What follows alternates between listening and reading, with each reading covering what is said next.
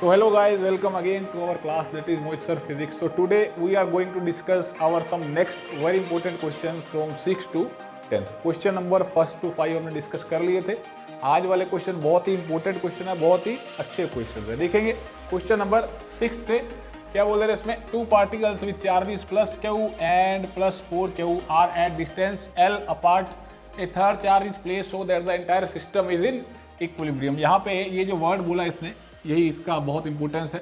इसमें आपको क्या कह रहा है, आपके पास एक चार्ज है प्लस क्यू और दूसरा चार्ज आपके पास प्लस का 4 क्यू, इनके बीच का जो डिस्टेंस दिया गया है वो आपके पास एल दिया गया है। अब आपको क्या कैलकुलेट करना है इसमें, find the location, magnitude and sign of third charge. मतलब आपको थर्ड चार्ज को प्लेस करना है, उसका लोकेशन चाहिए और दूसरा आपको उसका मैग्नीट्यूड चाहिए। ठीक है, दोनों अलग अलग तरीके से कैलकुलेट करते हैं आप। लोकेशन के लिए अलग तरीके से है, मैग्नीट्यूड के लिए आपके पास कुछ डिफरेंट मेथड, थोड़ा सा डिफरेंट है, कोई ज़्यादा चेंजेस नहीं है। सो पहले लोकेशन कैलकुलेट करेंगे। लोकेशन के लिए हमें क्या करना है, हमें थर्ड चार्ज को कुछ इस जगह प्लेस करना है जिससे सिस्टम इक्विलिब्रियम में रहे।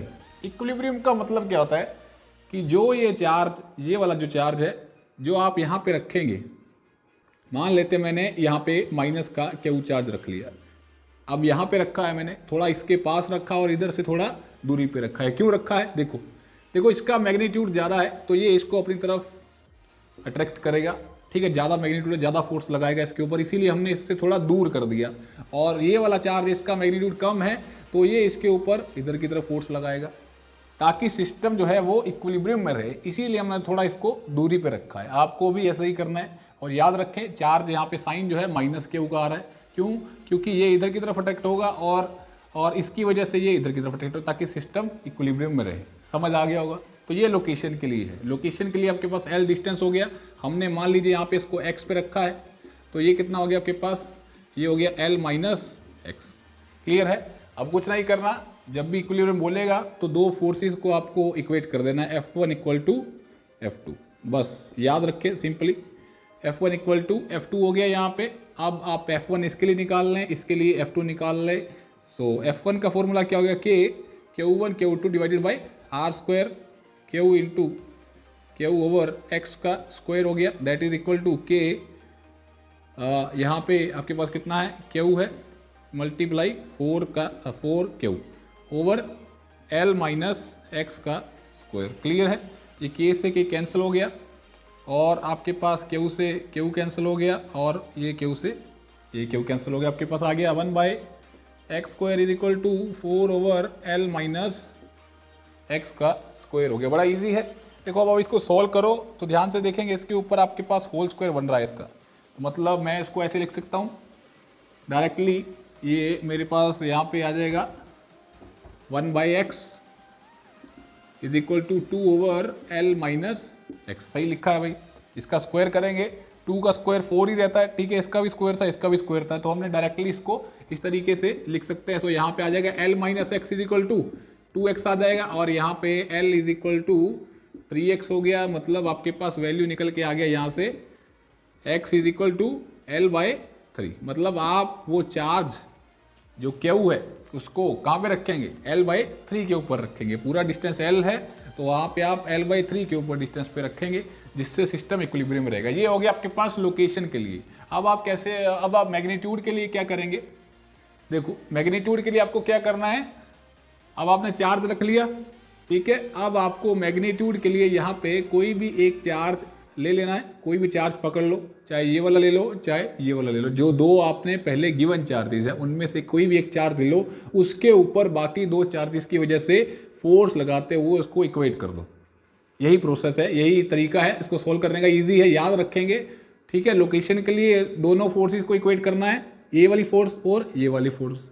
लेकिन मैग्नीट्यूड कैलकुलेट करते हुए आपको क्या करना है, कोई भी एक कॉर्नर वाला चार्ज पकड़ लेना है। कोने वाला कोई भी चार्ज पकड़ लो, ये ले लो ये लो, इसके ऊपर दोनों की वजह से फोर्स लगा दो, इन दोनों की वजह से। क्लियर है। तो देखो कैसे करेंगे, देखो ये वाला ले लेते मान लीजिए, चाहे आप ये ले, एक ही बात है। इसके ऊपर लगाऊंगा मैं फोर्स इन दोनों की वजह से। देखो कितना आ जाएगा मेरे पास, Q into capital Q over कितना है डिस्टेंस आपके पास, यहाँ पे डिस्टेंस जो रखा है हमने, यहाँ पे डिस्टेंस रखा है आपके पास, ये हो गया मेरे पास L/3 हो गया, L/3 का स्क्वायर। एंड अब आप एक फोर्स लगा देंगे इसकी वजह से, यहाँ पे डिस्टेंस कितना हो गया, ये डिस्टेंस हो गया आपके पास कितना हो गया भाई, यहाँ से ये हो गया K into Q into 4Q over L²। समझ आ गया होगा सभी को, क्लियर है? ठीक है, सो ये K से फिर से कैंसिल हो गया, ये Q से Q आपके पास, एक Q से Q ये कैंसिल हो गया। इसको आप सोल्व करेंगे तो ये आ जाएगा आपके पास 9Q over L² that is equal to 4Q over L का स्क्वायर, L² से L² कैंसिल। सो यहाँ पे आपके पास वैल्यू निकल के आ गया कितना, ये आपके पास वैल्यू आया यहाँ पे 9/4Q is equal to Q। ठीक है, या फिर आपको Q का वैल्यू निकालना है यहाँ पे, तो 4Q/9। समझ आ गया होगा, बड़ा इजी है। सो अब यहाँ पे आपके पास ये Q का वैल्यू आ गया, मतलब यहाँ पे जो चार्ज रखा था आपने ये वाला, इसका मैग्नीट्यूड कितना निकल के आया, 4Q/9 निकल के आया। और यहाँ पे क्योंकि चार्ज माइनस का रखा था हमने, तो यहाँ पे जो वैल्यू आएगा इसका माइनस का आएगा। यही आपको कैलकुलेट करना है। समझ आ गया होगा। लोकेशन के लिए दो फोर्सेज लगानी, इक्वेट करना है, जो चार्ज रखा है उसके ऊपर उसको कंसीडर करते हुए, और मैग्नीट्यूड के लिए कोई भी एक चार्ज पकड़ लो, उसके ऊपर फोर्स लगा दो बाकी दोनों की वजह से, और दोनों को इक्वेट कर दो, तो यहाँ से आपके पास मैग्नीट्यूड निकल के आ जाएगा और साइन भी निकल के आ गया आपके पास। अब थर्ड वाले में प्लेस करना आपको, सेकंड पार्ट जो है इसका कैलकुलेट करना, show that the system is in unstable equilibrium. Unstable equilibrium में कैसे है ये सिस्टम, ये वाला सिस्टम। देखो आप यहाँ पे अगर चार्ज रखेंगे, यहाँ पे आप चार्ज रखेंगे जब ये वाला दैट इज 4Q/9, तो ये काफ़ी दूर है, ठीक है, काफ़ी दूर है ये। अब जैसे ही थोड़ा सा भी इसके ऊपर अगर आप फोर्स लगाएं, क्योंकि आपके पास क्या है, डिस्टेंस का जो रिलेशन रहता है R², जितना R आपके पास ज़्यादा होगा उतना फोर्स कम लगेगा, ठीक है। या फिर आप कह सकते हैं R कम होगा तो आपके पास फोर्स का वैल्यू ज़्यादा लगता जाएगा। मतलब अगर R का वैल्यू यहाँ से कम होता जाए, ये वाला जो डिस्टेंस है ये कम होता जाए इनके बीच में, तो फोर्स जो है आपके पास बढ़ता जाएगा। और अगर फोर्स बढ़ता जाएगा तो यहाँ पे वो सिस्टम जो है इक्विलिब्रियम नहीं रहेगा। क्यों नहीं रहेगा? क्योंकि वो उसका मैग्नीट्यूड भी बहुत ज़्यादा है। जैसे ही थोड़ा सा भी हिलेगा यहाँ से, तो ये एकदम से ये दौड़ेगा। कैसे दौड़ेगा? क्योंकि फोर्स है आपके पास, और फोर्स इज इक्वल टू क्या होता है, मास इनटू एक्सेलरेशन। तो उसके पास एक्सेलरेशन आ जाएगा, और एक्सेलरेशन आ जाएगा तो ये वाला जो चार्ज है, इतना मैग्नीट्यूड है नहीं इसके पास, तो ये उसको रोक नहीं पाएगा। तो ये चार्जेस, ये वाला जो चार्ज है ये दौड़ता ही चला जाएगा, जिससे वो आपके पास सिस्टम जो है वो अनस्टेबल हो जाएगा। स्टेबल रहता अगर यहाँ पे भी आपके पास 4Q रहता प्लस का, ठीक है, तो आप यहाँ पे फोर्स जो है बराबर लगता है, तो जैसे मर्जी करते रहते, ये दोनों एक दूसरे को बांध के रखते। समझ आ गया होगा, ठीक है। Now move to the question number 7।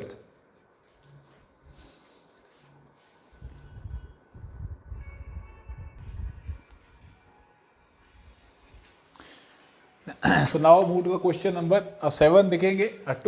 Two identical beats, identical बोल दिया है, आइडेंटिकल का मतलब सेम बीट्स की बात हो रही है यहाँ पे। Each have a mass m and charge q when placed in a hemispherical ball of radius r and at a equilibrium they are at a distance r apart. Determine the charge on each bead. मतलब मैंने पूरा question नहीं लिखा, बहुत बड़ा question था। इसमें यही बोला गया कि ये जो वॉल्स हैं ये फ्रिक्शनलेस है, ठीक है, ये सब बोला गया, और ये मूव करती है, इसके ऊपर नॉन कंडक्टिंग है, इस तरीके से बोला गया है। मतलब सारी कंडीशंस दे रखी है, आप बुक में क्वेश्चन देखेंगे तो आपको मिल जाएगा। इसमें जो मेन चीज़ है वो मैंने लिखा है कि वो बीट्स जो हैं वो इक्विलिब्रियम पे है, ठीक है। जब इक्विलिब्रियम में है तो उनके बीच का जो ये डिस्टेंस है वो आपके पास r दिया गया है, क्लियर है, ठीक है। तो आपको कैलकुलेट करना है चार्ज ऑन ईच बीट। देखो जब भी ऐसा क्वेश्चन आ जाए, आपको कुछ ट्रायंगल वगैरह बना हो, ठीक है, तो और आपके पास बोला है कंडीशन इक्विलिब्रियम वाला कंडीशन बोला जाए, और यहाँ पे आपके पास कुछ इस तरीके का ये फिगर बन रहा है। ये यहाँ पे एक चार्ज है और एक यहाँ पे चार्ज है, ये हो गया आपके पास Q1 और ये Q2 हो गया। आप सेम चार्ज हैं तो यहाँ पे आप Q और Q कंसीडर करेंगे, ठीक है। और आपको पता है यहाँ पे जो इक्विलेटरल ट्रायंगल बन रहा है, तो यहाँ पे जो एंगल है वो 60 डिग्री का है। समझ आ गया होगा, बड़ा इजी है। देखो अब जब इक्विलिब्रियम का मतलब क्या है कि ये जो फोर्स है वो इधर लगाएगा इसकी तरफ, और ये इधर की तरफ लगाएगा इसके ऊपर, मतलब इसके ऊपर, इसकी वजह से फोर्स इधर की तरफ, ठीक है, एफ इलेक्ट्रोस्टैटिक लिख दे रहा हूँ यहाँ पे, एफ ई लिख दे रहा हूँ यहाँ पे भी, और इसकी वजह से और इसके ऊपर इसकी वजह से और इसके ऊपर इसकी वजह से दोनों बराबर रहेंगी फोर्स। इक्विलिब्रियम बोला है, जब भी इक्विलिब्रियम बोला हो तो समझ जाओ यही कंडीशन जो है वो यूज़ होने वाली है क्वेश्चन में। कुछ कुछ पॉइंट्स होते हैं हर क्वेश्चन में, हिंट देता है कि आपको यहाँ पे आप क्वेश्चन जो है उससे ईजिली सॉल्व कर पाएँ। ये कुछ इस तरीके का फिगर जो है बना हुआ है, क्लियर है। ठीक है, देखो अब इसका वेट होगा नीचे की तरफ एम जी फोर्स लगेगा, और ध्यान से देखो, और ये आपके पास इधर की तरफ टेंशन हो जाएगा, क्लियर है। और अगर ये आपके पास टेंशन इधर की तरफ है, इसके साथ में एंगल बन रहा है, जिसके साथ एंगल बनता है वो एंगल कौन सा होता है, कॉस होता है। सो टी कॉस 60 हो गया, और इधर की तरफ टी साइन 60, क्लियर है। ठीक है, तो बड़ा सिंपल है, इसको आप इक्वेट कर दीजिए तो आपके पास इक्वेशन आ जाएंगे यहाँ पे। ये आपके पास वैल्यू आएगा T sine 60 that is equal to M G and T cos 60 equal to F E, clear है। ठीक है, इन दोनों को आप डिवाइड करेंगे तो आप ऊपर रखेंगे एफ ई को, क्योंकि आपको वैल्यू निकालना है क्यू स्क्वायर का, मतलब चार्ज का वैल्यू आपको कैलकुलेट करना है, इसलिए आपको ऊपर रखना है। जिसको कैलकुलेट करना होता है वही ऊपर रहता है, बाकी सारी टर्में इधर उधर हो जाती हैं आपके पास। तो यहाँ पे नीचे आ जाएगा एम जी, इसको आप डिवाइड करेंगे तो टी से टी कैंसिल हो जाएगा, तो यहाँ पे आ जाएगा मेरे पास कॉट 60। बात समझ आ गई होगी, क्लियर है। ठीक है, ये वैल्यू आ गया आपके पास। अब आप इसको सोल्व कर लेंगे तो बड़ा इजी है, एम जी कॉट 60 हो गया यहाँ पे, और ये आपके पास के इसका फॉर्मूला आ जाए Q square over R square that is equal to M G cot 60 हो गया यहाँ पे। सो ये आपके पास के का वैल्यू आप पुट करेंगे यहाँ पे 1/4 पाई epsilon not Q square over 4 pi epsilon not. यहाँ पे के का वैल्यू आ जाएगा 1/4 पाई एप्सिलॉन नॉट, उधर चला जाएगा तो यहाँ पे आ जाएगा 4 pi epsilon nought, R square capital का है यहाँ पे, और ये आ गया एम जी कॉट 60, क्लियर है। बात समझ आ गई होगी। आप इसका वैल्यू जो है आप सोल्व कर देंगे तो यहाँ से मेरे पास रूट में जो वैल्यू आ रही है 4 pi epsilon nought R square M G cot 60, clear है। ठीक है, इसको सोल्व करेंगे, 9 × 10⁹ वैल्यू रखेंगे, 9 को बाहर निकाल लेंगे, आर को बाहर निकाल लेंगे, एम जी एम का वैल्यू भी आपको दे रखा है, ठीक है, एम का वैल्यू भी दिया हुआ है भाई यहाँ पे, और जी का वैल्यू कोट 60 का वैल्यू आपको पता है, हो जाएगा। बड़ा इजी क्वेश्चन है, जब भी इक्विलिब्रियम लिखा रहे तो आपको याद रखना है, आपको क्वेश्चंस को इसी तरीके सोल्व कर। दो तरीके के हिंट होते हैं ऐसे क्वेश्चंस में, एक तो इक्विलिब्रियम लिखा होता है, दूसरा आपके पास कंडीशन होता है कि यहाँ पे वो एक ट्रायंगल जैसी शेप बनी होती है। ठीक है, एक नेक्स्ट क्वेश्चन है इससे, वो भी कुछ इसी तरीके का है, बहुत ही अच्छा क्वेश्चन है। ठीक है देखेंगे। Now move to the question number 8।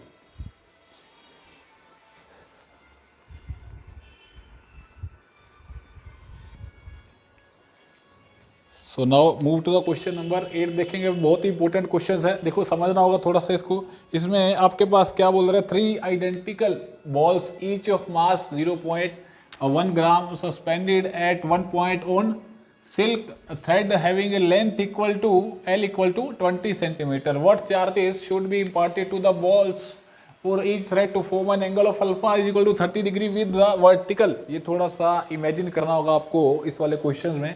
आपको इसमें बोला है कि आपके पास एक सिल्क का कोई भी थ्रेड है, ठीक है, ये मेरे पास मान लेते हैं ये एक सिल्क का थ्रेड है, उसके ऊपर एक पॉइंट है, उस पॉइंट से आप यहाँ पे 3 आइडेंटिकल बॉल्स, मतलब कुछ इस तरीके से, एक कुछ इस तरीके से, और एक ये कुछ इस तरीके से हैंग करते हैं, क्लियर है। ठीक है, और इनका जो लेंथ दिया गया है ये दिया गया है 20 सेंटीमीटर। बात समझ आ गई होगी। ठीक है, इसको थोड़ा सा इमेजिन करना होगा। देखेंगे आप यहाँ पे, मतलब ये ऐसा हो रहा है कि आपके पास जो पहला पॉइंट है, मतलब ये हो गया, ये आपके पास पॉइंट है, ये वाला ये पॉइंट है, और एक ये वाला हो गया, क्लियर है। ठीक है, और तीसरा चार्ज कहीं इसके पीछे है, मतलब ऐसा ये वाला। तो बात समझ आ गई होगी। ठीक है, बहुत इजी है, बहुत इजी क्वेश्चन है, लेकिन थोड़ा सा आपको इमेजिन करना होगा। यहाँ से देखेंगे आप, एक पॉइंट से ऊपर से वो हैंग करे गए हैं, ठीक है, एक ये वाला लेंथ हो गया, इसका लेंथ जो दिया गया वो 20 सेंटीमीटर दिया गया, ये 20 सेंटीमीटर, तीनों का सेम लेंथ है। और आप नीचे से देखेंगे तो आपको एक ट्रायंगल बनता हुआ दिखाई देगा, ये आपको ट्रायंगल बनता दिखाई देगा। मतलब आप यहाँ पे लगाएंगे, देखो ये आपके पास कुछ इस तरीके से, इधर से कुछ इस तरीके से और इधर से कुछ इस तरीके से, मतलब आपको ये ट्रायंगल बनता हुआ दिखाई देगा। क्लियर है, बात समझ आ गई। उसके बाद आपको बोल रहा है कि आपको जो हर थ्रेड है, मतलब ये वाला जो थ्रेड है, ये वाला जो थ्रेड है, हर थ्रेड जो है आपके पास ये एंगल बना रहा है 30 डिग्री विद द वर्टिकल। बात समझ आ रही, 30 डिग्री विद द वर्टिकल। मान लेते हैं ये वाला थ्रेड आपके पास, ये वाला जो थ्रेड है ये आपके पास बना रहा है angle 30 degree with the vertical. बात समझ आ गई। देखो ध्यान से देखो, ये एंगल आपके पास कितना बन रहा है 30 डिग्री, यहाँ से भी 30 डिग्री और यहाँ से भी 30 डिग्री। क्लियर है, तो मतलब आप अगर सामने से देखोगे तो आपको ये वाला जो एंगल है ये 30 डिग्री दिखाई देगा। ये वाला जो आपके पास लेंथ है ये पीछे की तरफ है, ठीक है, लेकिन यहाँ से आपको एक और लाइन ड्रा करना होगा, यहाँ से लेते हुए उसका जो एंगल है वो यहाँ से वो 30 डिग्री के इक्वल है। क्लियर है, बात समझ आ गई। ध्यान से देखो, ये आपके पास ट्रायंगल बनेगा यहाँ से कुछ इस तरीके से लेते हुए, समझ आ गया होगा, ठीक है। ये देखो आपकी तरफ से देखेंगे तो ये ट्रायंगल बनता हुआ दिखाई देगा कुछ इस तरीके से यहाँ से, और ठीक है, और यहाँ से आप एंगल जो बनाएंगे वो वर्टिकल से वो हर थ्रेड पे 30 डिग्री बनेगा। इधर से भी 30 डिग्री, यहाँ से भी 30 डिग्री और यहाँ से भी 30 डिग्री। मतलब आप इसको एक बार ट्रायंगल ड्रॉ करेंगे तो आपके पास ये वाला एंगल जो है यहाँ से वो 30 डिग्री बनता हुआ नजर आएगा। क्लियर है, तो क्वेश्चन समझ आ गया होगा, बहुत ईजी है। थोड़ा सा आपको इसमें फिगर क्लियर करना था और कुछ भी नहीं है। अभी ये हो गया आपके पास, तो मैंने यहाँ पे ये चार्ज रखा है, ये चार्ज रखा है, और यहाँ से एंगल मेरे पास हो गया 30 डिग्री। क्लियर है, समझ आ गया होगा। तो अब फिर से वही कहानी है, मैंने आपको लास्ट क्वेश्चन में बताया था कि जब भी आपको ट्रायंगल बनता हुआ दिखाई दे और या फिर आपको इक्विलिब्रियम लिखा दिखाई दे तो आपको क्या करना है, कुछ नहीं करना, आपको दोनों चार्जेस के ऊपर फोर्स लगाना है। मतलब ये इसके ऊपर इधर फोर्स लगाएगा और ये इधर फोर्स लगाएगा, ठीक है। और जब भी ट्रायंगल बनाओ तो आप कुछ नहीं करें, यहाँ पे एंगल दिया हो, ट्रायंगल बने, ठीक है, तो आप कुछ नहीं करेंगे, ये इसको आपको कंपोनेंट में रिजॉल्व करना होगा, ठीक है। अगर ये एंगल 30 डिग्री है तो ये भी आपके पास 30 डिग्री हो जाएगा। बात समझ आ गई होगी, ठीक है। ये आपके पास टेंशन हो गया इधर की तरफ, और ये कितना हो गया t cos 30 डिग्री, और यहाँ पे आपके पास आ गया FE, और इधर भी FE है, और इधर की तरफ आपके पास कितना हो जाएगा, ये हो जाएगा आपके पास कितना हो जाएगा t sin 30। क्लियर हो गया, बहुत इजी क्वेश्चन था, जस्ट इमेजिनेशन था आपके पास कि आप किस तरीके से उसको देख रहे हैं फिगर को। क्लियर है, ठीक है। तो देखें आप इसके बाद कैसे सॉल्व करेंगे, बड़ा इजी है। अब तो आपके पास यहाँ से ये FE हो जाएगा is equal to t sin 30 degree and mg equal to t cos 30 degree, ठीक है। इन दोनों को आप डिवाइड कर देंगे तो ये आपके पास कैंसिल हो जाएगा t से t, and you have FE is divided by mg that is equal to tan 30। Clear है, बात समझ आ गई होगी। इसको आप सोल्व करेंगे थोड़ा सा और तो बड़ा इजी हो जाएगा। FE equal to mg tan 30 हो जाएगा। अब आप यहाँ पे आपको निकालना है, चार्ज निकालना है, तो आपके पास जो वैल्यू आएगा k square over r square that is equal to mg tan 30।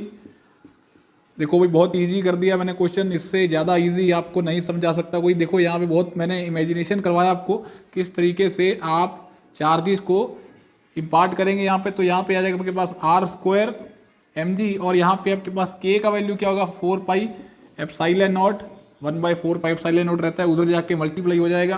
तो ये आ जाएगा आपके पास r स्क्वायर mg tan 30। ध्यान से देखें तो पीछे वाला क्वेश्चन है, सारा का सारा पीछे वाला सेम है, बस यहाँ पे आपके पास r स्क्वायर का वैल्यू थोड़ा चेंज करना होगा। ध्यान से देखो भाई, इसके बीच का जो डिस्टेंस है ये मेरे पास r दिया गया है, ये वाला जो डिस्टेंस है मेरे पास r दिया गया है, ठीक है।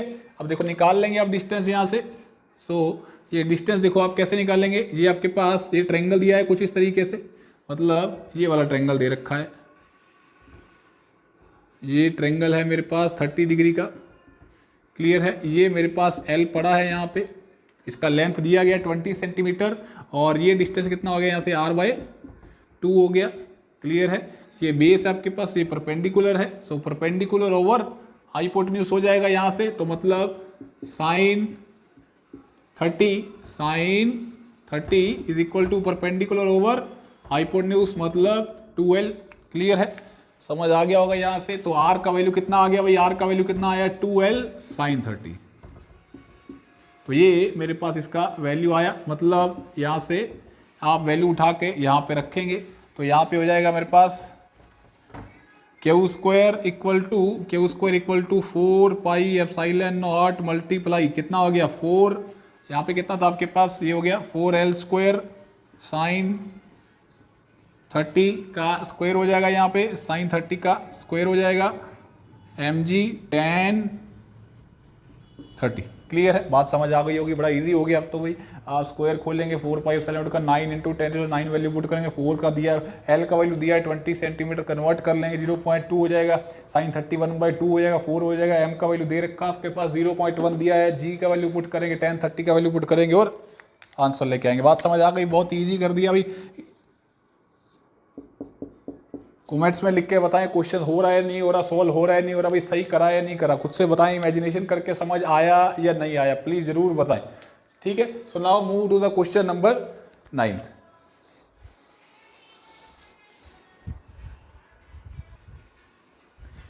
So now move to the question number 9. 4 particles each having a charge q are placed on the 4 vertices of a regular pentagon. Pentagon की बात करी गई यहाँ पे। The distance of each corner from the center is a. Find the electric field at the center of a pentagon. बहुत ही important question है। देखो आप इसको बहुत लेंथी वे में करते होंगे, मेरे को पूरा पता है, ठीक है, लेकिन मैं बताऊंगा किस तरीके से आप जल्दी से इसको सॉल्व कर सकते हैं। बहुत ईजी है, कुछ नहीं करना। पेंटागन की बात करेगी, इसमें पेंटागन की बात करेगी, यहाँ पे आपके पास ये कुछ इस तरीके से आप इसको बना सकते हैं। पेंटागन में इस तरीके से बनाए 1 2 3 4 5, ठीक है भाई। कुछ थोड़ा ऐसा भी बना सकते हैं, ऐसा भी बना सकते हैं, ऐसा भी, सॉरी ये तो वही हो जाएगा, ठीक है, वही हो गया आपके पास। मतलब आप पेंटागन, आपके पास पेंटागन की बात करेंगे, इसमें आपको 4 पार्टिकल्स की बात करेंगे, आपके पास चार्ज रखे हैं यहाँ पे, ये हो गया मेरे पास कितना हो गया चार्ज, यहाँ पे रख लीजिए आप, एक चार्ज यहाँ पे हो गया, एक यहाँ पे हो गया,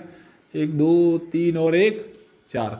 और आपको यहाँ पे बताना है सेंटर के ऊपर फोर्स कितना, सॉरी फील्ड कितना लगेगा। फोर्स वाले क्वेश्चन कंप्लीट हो गए हैं भाई, फोर्स वाले कंप्लीट हो गए हैं, फील्ड वाले चल रहे हैं, फील्ड से स्टार्ट करेंगे। बहुत ही इंटरेस्टिंग क्वेश्चन है। देखो आप बहुत लेंथी वे में सोल्व करते होंगे, सभी का निकालते होंगे, इसकी वजह से इसके ऊपर फोर्स, इसकी वजह से इसके ऊपर फोर्स, इसकी वजह से इसके ऊपर, इसी तरीके से निकालते हो। सॉरी फील्ड की बात कर रहा हूँ, बार बार फोर्स कह रहा हूँ।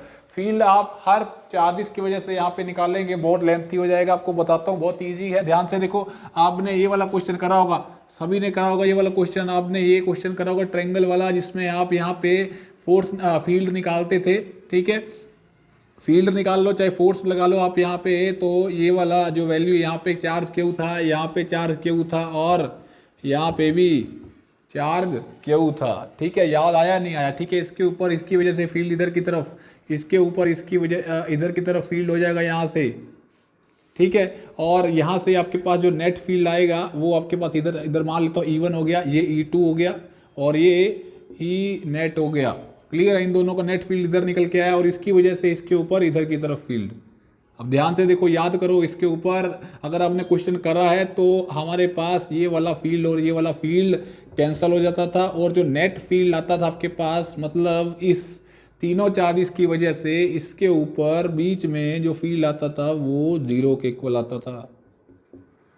अगर नहीं आया तो एक बार सोल्व करें भाई, जरूर क्वेश्चन हो जाएगा, बहुत ईजी क्वेश्चन है, ठीक है। इसकी वजह से इसके ऊपर फील्ड मैं आपको बता देता हूँ। चलो देखो, इसका जो रिजल्टेंट है ये ई नेट है, क्लियर है।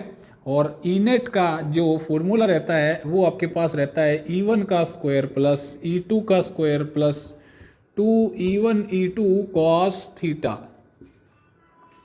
अब आपके पास देखो E1 का स्क्वायर और E2 का स्क्वायर, जितना डिस्टेंस यहाँ से है उतना ही डिस्टेंस यहाँ से, मतलब ये जो फील्ड आएगा ये सेम रहेगा। ये E1 का स्क्वायर प्लस E1 का स्क्वायर प्लस 2E1 का स्क्वायर हो जाएगा और कॉस थीटा। अब कॉस थीटा का वैल्यू आपको यहाँ से पता लगाना होगा, कितना आएगा मैं आपको बता देता हूँ यहाँ पे जल्दी से। ये आएगा आपके पास, यहाँ पे देखो, ध्यान से देखो, ये 60 है, ये 60 है, ये 60 है, ये 60 है, तो ये 30 हो गया, ये 30 हो गया और ये एंगल कितना हो गया, 90 का एंगल हो गया, ये एंगल 90 डिग्री का हो गया। अगर ये 30 है, ये 90 है, तो ये कितना बच गया, ये 60 हो गया, ठीक है। कुछ उसी तरीके से अब ध्यान से देखो, ये 30 है, ये 30 है, ये कितना हो गया 90 हो गया, अगर ये 90 है ये 30 है तो ये कितना हो गया, ये भी 60 हो गया, 60 60 60 और 60, ठीक है, कितना हो गया 240 एंगल हो गया, पूरा पूरा एंगल 240 हो गया, 240 हो गया तो पूरा एंगल 240 है, तो यहाँ पे एंगल कितना बच गया, ये एंगल बच गया 120 डिग्री का, तो कोस 120 का। ध्यान से देखिए, समझ नहीं आया तो आराम से समझेंगे, ये 30 है ये 90 तो ये 60 हो गया, अगर ये 60 है आपके पास कुछ उसी तरीके से ये 30 है ये 90 तो ये भी 60 हो गया, तो ये सेम है सारे, 6 4 जा 24 240 हो गया, बाकी बचा एंगल 120। कोस 120 का एंगल का वैल्यू रहता है यहाँ पे कितना, यहाँ पे एंगल रहता है E1 square plus E2 square plus 2E1 का स्क्वायर, इसका वैल्यू हो जाएगा माइनस का 1/2। बात समझ आई या नहीं आई भाई, क्लियर है, ठीक है, माइनस का 1/2, ये 2 से 2 कटेगा और यहाँ पे कितना है, यहाँ पे E1 का स्क्वायर है, ये E1 का स्क्वायर है तो 2E1 का स्क्वायर, 2E1 का स्क्वायर और 2E1 का स्क्वायर, तो यहाँ पे माइनस आगे आएगा तो यहाँ पे कितना आ गया E1 का स्क्वायर, E1 का स्क्वायर आएगा तो यहाँ पे E1 का स्क्वायर आएगा तो E1 कट जाएगा तो E1 आपके पास रह जाएगा, रूट से स्क्वायर कैंसिल है तो E1, मतलब जो नेट फील्ड आएगा वो E1 आएगा। क्लियर है, ध्यान आया नहीं आया, समझ आ गया होगा सभी को। अगर ये E1 है तो ध्यान से देखें तो आपके पास यहाँ से लगने वाला फोर्स भी सेम ही होगा, क्योंकि सेम डिस्टेंस पे लगेंगे, ये भी डिस्टेंस सेम है, ये भी डिस्टेंस सेम है, ये भी डिस्टेंस सेम है, तो इसकी वजह से इसके ऊपर लगने वाला फील्ड और इन दोनों की वजह से लगने वाला फील्ड इसके ऊपर वो बराबर हो जाएंगे, इक्वल एंड ओपोजिट है, डायरेक्शन इक्वल एंड ओपोजिट है, तो यहाँ पे जो नेट फील्ड आएगा इसके ऊपर 0 आएगा। क्लियर है, तो अब कुछ वैसा ही यहाँ पे ध्यान से देखो भाई, ये ट्रायंगल हो गया तो ये ट्रायंगल हो गया, इसके बीच में लगने वाला फील्ड कितना हो गया, 0 हो गया। क्लियर है, बचा किसका, किसका बचा फील्ड, किसका बचा, सिर्फ और सिर्फ किसका बचा यहाँ पर फील्ड, ये बचा आपके पास जरूर, ये कुछ इस डायरेक्शन में, इसको आप पॉइंट ए ले ले, इसको ए ले ले, मतलब फील्ड जो लग रहा है इसी की तरफ लग रहा है बस, तो यही आपके पास इसका रिजल्ट है KQ/A², यही है। समझ आ गया होगा, तो क्या था, कुछ भी नहीं था, आपने ये ऑलरेडी क्वेश्चन करा हुआ है सॉल्व, तो आपने कुछ नहीं करा, इसकी वजह से फील्ड तो 0 ही हो गया और इसका दिया नहीं था हमें तो इसका निकालना था, तो इसकी वजह से मैंने आपको डायरेक्ट बता दिया। बताएं कमेंट में जो लिख के जरूर बताएं भी ये क्वेश्चन आपसे हुआ या नहीं हुआ, किस तरीके से करा, वे लेंथी वे में करा या इस तरीके में ज़्यादा समझ आया, जरूर बताएं। तो ये बहुत इजी मेथड है। अगर पेंटागन की बात करेगा तो आप इस तरीके से, अगर मान लो 5 चार्ज की बात करेगा तो वैसे ही 0 हो जाता, मान लो यहाँ पे चार्ज रखता है, यहाँ पे भी चार्ज है तो वैसे ही 0 था, लेकिन अगर यहाँ पे नहीं रखा है और पेंटागन की बात करी गई है तो आप इस तरीके से ट्रायंगल का कैलकुलेट करते हो और आपको रिजल्ट पता है कि ट्रायंगल के कारण फील्ड बीच में 0 रहता है, तो सिर्फ यही तो बचा है। क्लियर है? So now move to the question number 10th. So now move to the question number 10th. Last question है, देखो इसमें क्या बोल रहा है आपके पास, 3 charges each equal to Q are placed at the 3 corners of square of side A. Find the electric field at the 4th corner. बड़ा easy question है, बड़ा बेसिक सा क्वेश्चन है। देखो कैसे कर सकते हो इस क्वेश्चन को, ये आपके पास एक स्क्वायर दिया गया है जिसका आपके पास साइड दिया गया है A, क्लियर है, और आपके पास चारों के चारों चार्जेस इक्वल है, ये मेरे पास 4 चार्जेस हैं, ठीक है, इक्वल है, सभी का साइड A गिवन है। आपको किसी भी एक चार्ज के ऊपर इलेक्ट्रिक फील्ड कैलकुलेट करना है। क्या लिखा है, find the electric field at the 4th corner. 3 charges, 3 charges रखे गए हैं आपके पास, सॉरी यहाँ पे 4 नहीं है, 3 चार्जेस रखे गए हैं और आपको इलेक्ट्रिक फील्ड कैलकुलेट करना है यहाँ पे 4th कॉर्नर के ऊपर। बड़ा इजी है, ठीक है, हो जाएगा। देखो यहाँ पे आपको फील्ड कैलकुलेट करना है, तो एक तो इसके कारण इधर आपके पास मान लेते कोई भी एक टेस्ट चार्ज है, ठीक है, टेस्ट चार्ज है, मान लेते हैं कि यहाँ पे आपके पास फील्ड कैलकुलेट करना है, तो यहाँ पे आपको टेस्ट चार्ज मान के चलते हैं ऐसा। तो पहले इसके कारण इधर की तरफ होगा फील्ड, यहाँ पे मैं E1 लिख लेता हूँ, इसको आप 1 दे देंगे, इसको आप 2 दे देंगे और ये हो गया आपके पास 3। क्लियर है, बड़ा इजी है। तो इसके कारण इधर की तरफ फील्ड होगा और इसके कारण इधर की तरफ फील्ड होगा E3 और बच गया आपके पास E2, ये भी आपके पास डिस्टेंस A है। क्लियर है, तो अब आपके पास ये वाला यहाँ से ये कुछ इस डायरेक्शन में, मतलब E2। बात समझ आ गई? बड़ा सिंपल सा क्वेश्चन है। देखो E1 आपके पास यहाँ पे लिखेंगे तो E1 का वैल्यू कितना आएगा, फॉर्मूला जो रहता है इलेक्ट्रिक फील्ड का ड्यू टू पॉइंट चार्ज। अब ये पॉइंट चार्ज है, ठीक है, इस पॉइंट चार्ज के कारण याद होगा आपने फील्ड जो है कैलकुलेट करा है, ठीक है। यहाँ पे आप टेस्ट चार्ज रखते थे, यहाँ पे फोर्स निकालते थे, फोर्स लगती थी, इस चार्ज पार्टिकल के कारण इसके ऊपर फोर्स का जो फॉर्मूला लिखते थे। यहाँ पे अगर आपके पास ये सोर्स चार्ज है, ये टेस्ट चार्ज है, तो यहाँ पे जो फोर्स आता था Q into Q nought over R square multiply K. उसके बाद आप इलेक्ट्रिक फील्ड निकालने के लिए E equal to F over Q nought करते थे। तो जब आप इसका वैल्यू F का यहाँ पे सब्स्टिट्यूट करेंगे तो ये Q नॉट से Q नॉट कैंसिल हो जाएगा, तो वैल्यू आ गया आपके पास के क्यू बाय आर स्क्वायर। मतलब इलेक्ट्रिक फील्ड जो आता है ड्यू टू पॉइंट चार्ज के क्यू बाय आर स्क्वायर रहता है। क्लियर है। सो पहले चार्ज के कारण आपके पास जो वैल्यू आएगा वो कितना आ जाएगा, के क्यू ओवर आर स्क्वायर, ये फर्स्ट हो गया। सिमिलरली आपके पास E2 का वैल्यू भी आ जाएगा, सॉरी E3 का लिख लेंगे पहले, के क्यू बाय आर स्क्वायर, ठीक है। आर स्क्वायर क्या है, डिस्टेंस होता है, डिस्टेंस होता है तो डिस्टेंस कितना है, यहाँ पे ए है तो यहाँ पे ए स्क्वायर हो गया। सिमिलरली यहाँ पे भी कितना हो गया, ए स्क्वायर हो गया। बट यहाँ पे देखो, इधर वाली साइड आपके पास ए स्क्वायर नहीं रहेगा, क्योंकि यहाँ पे आपके पास एक डायगोनल वाला डिस्टेंस है। तो ए ये है आपके पास और ए ये आपके पास, तो ये वाला डिस्टेंस आ जाएगा आपके पास, कितना आ जाएगा, ये ए स्क्वायर है। तो यहाँ से आप कैलकुलेट करेंगे, ए स्क्वायर प्लस ए स्क्वायर कितना आ गया भाई, 2a स्क्वायर हो गया आपके पास, मतलब √2a। समझ आ गया होगा, पाइथागोरस थ्योरम लगाएंगे तो यहाँ पे आपके पास जो डिस्टेंस आया ये आया √2a। क्लियर है, समझ आ गया होगा, बड़ा इजी है। तो E3 का, सॉरी जो E2 का वैल्यू आएगा आपके पास, ये कितना आ गया मेरे पास, के क्यू बाय √2a का स्क्वायर, मतलब के क्यू बाय 2a स्क्वायर। बात समझ आ गई होगी।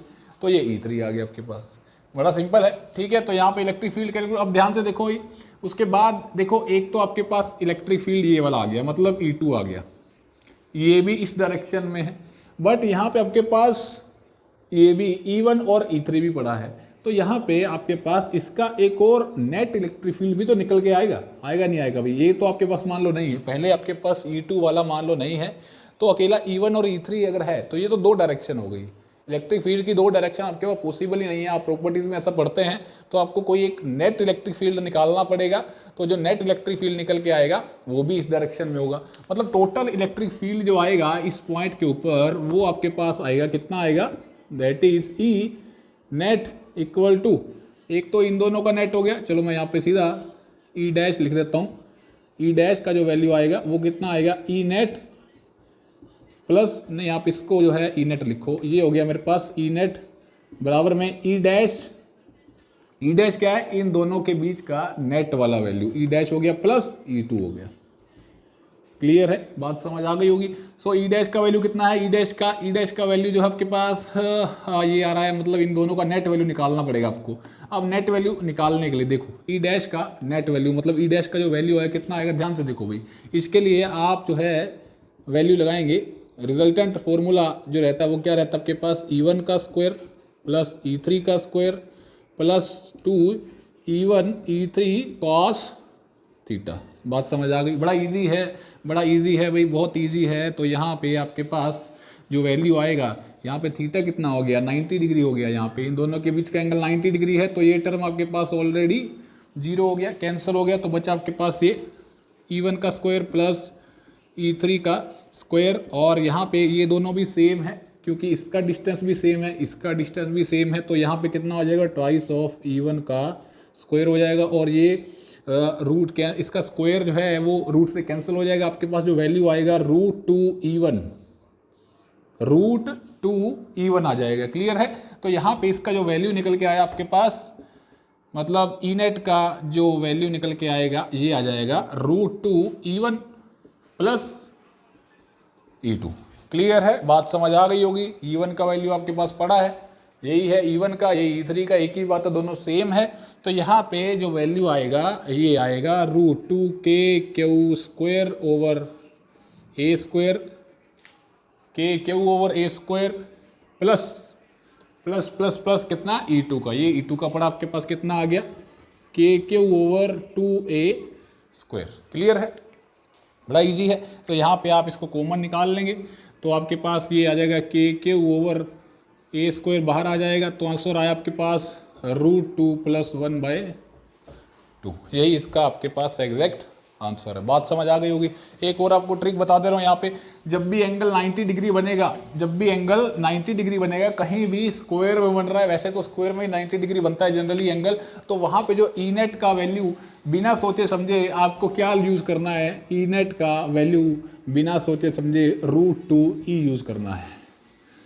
चाहे वो एफ नेट हो, चाहे वो आपके पास ई नेट हो, आपके पास हमेशा √2 आगे आ जाएगा, बस और कुछ नहीं करना। जब भी एंगल 90 डिग्री बनेगा, जब भी एंगल 90 डिग्री बनेगा तो √2 आ जाएगा, √2 आ जाएगा। ध्यान रखें ये एंगल 90 डिग्री है, ठीक है। एक तो ये बात हो गई। और अगर आपके पास एंगल कितना बन रहा है, 60 डिग्री का बन रहा है, अगर मान लो ये E1 है, ये आपके पास E2 है, तो इनके बीच का जो ई नेट निकल के आएगा that is equal to √3e आ जाएगा, ठीक है। तो एक तो ये फॉर्मूला हो गया। शॉर्ट ट्रिक है, ये शॉर्ट ट्रिक है भाई, याद रखें, शॉर्ट ट्रिक है। अगर आपको नहीं पता तो जरूर कमेंट करके बताएं, अब अगर आपको पता चला है तो क्लियर है, ठीक है। E3 में अब थर्ड वाला जो है, अगर आपके पास एंगल 120 का बन रहा है, अगर एंगल 120 का बन रहा है, तो यहाँ पे जो ई नेट का वैल्यू आएगा दैट इज इक्वल टू ई आएगा। चाहे वो ई नेट है, चाहे वो एफ नेट है, तो एफ नेट का वैल्यू होगा तो यहाँ पे एफ आ जाएगा। और अगर आपके पास यहाँ पे भी एफ नेट का वैल्यू जो है वो आएगा √3f। क्लियर है, बात समझ आ गई। तो बड़ा इजी हो गया, इसको आपको ज़्यादा सोल्व करने की जरूरत नहीं थी। जब भी आपको दिखे एंगल 90 डिग्री तो सीधा ई नेट का वैल्यू निकालो, √2e और e का वैल्यू पुट करो। समझ आ गया, कुछ नहीं करना था। एक चार्ज के ऊपर फोर्स निकालना, तीनों की वजह से डिस्टेंस जो है थोड़ा सा यहाँ पे चेंज होना था, और कोई भी ज़्यादा डिफरेंस नहीं है। तो समझ आ गई होगी। आज वाले क्वेश्चन बहुत ईजी थे और बहुत ही अच्छा क्वेश्चन बताया मैंने जो इससे पीछे वाला था, दैट इज क्वेश्चन नंबर 9, ठीक है। सो इसके बाद बढ़ेंगे आगे क्वेश्चन नंबर 11 से। क्वेश्चन नंबर 9 अगर आपने करा अपने तरीके से करा है और मेरे वाला तरीका आपको ज़्यादा अच्छा लगा तो जरूर एक बार बताएं, कमेंट करके जरूर बताएं भाई, थोड़ा पता चलता है, थोड़ा उस तरीके से फिर हम आगे और ज़्यादा अच्छे ट्रिक्स बताएंगे। क्लियर है। So thank you.